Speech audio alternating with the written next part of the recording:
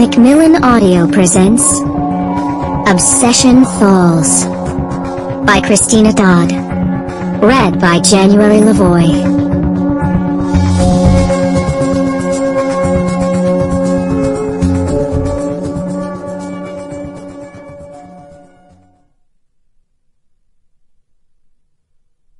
Part 1. The Kidnapping. Chapter 1. The highway from Idaho's Sun Valley travels north into the Sawtooth Mountains with 2 lanes and strategically located turnouts in case a person needs to change a tire or gawk at the scenery. The road winds past shacks constructed of beer bottles and aluminum siding, past rusty mobile homes and clapboard houses in need of paint. That highway is a drive back in time, to a moment when the West opened its arms to every pioneer and misfit in the world. Then the National Forest Service moved in. No one ever said they did it wrong. The world deserves places of wildness, where no one logs trees that have grown since the time of Jesus, where snowmobiles and ATMs can't challenge black bears to battle and take out rare and delicate flowers. Most people want a place where hikers and backpackers can roam the wilderness, and then only in summer months when winter retreats and waits. But even the National Forest Service can do nothing about Wild Rose Valley. Wild Rose Valley Road turns off the main highway and rises up and up in hairpin turns that make flatlanders clutch and cringe. The surface is gravel, full of washboard stretches that beat a woman's teeth together as she drives her rented black Jeep Cherokee toward the place where she had been born. She tops the summit, and there it is, the valley, slung like a hammock between the mountains.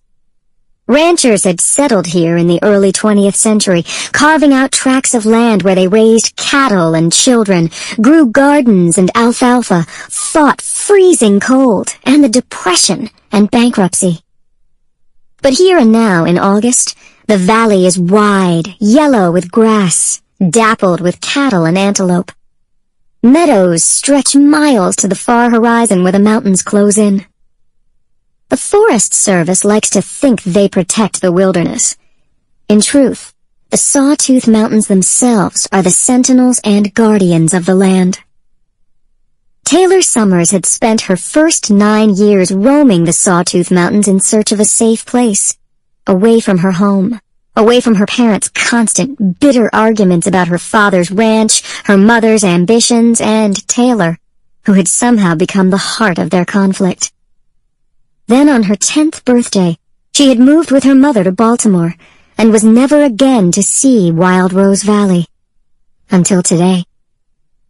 She drove slowly down the steep grade, absorbing the changes. Where small craftsman-style ranch houses had once stood, mansions now sprawled. Not many mansions, though.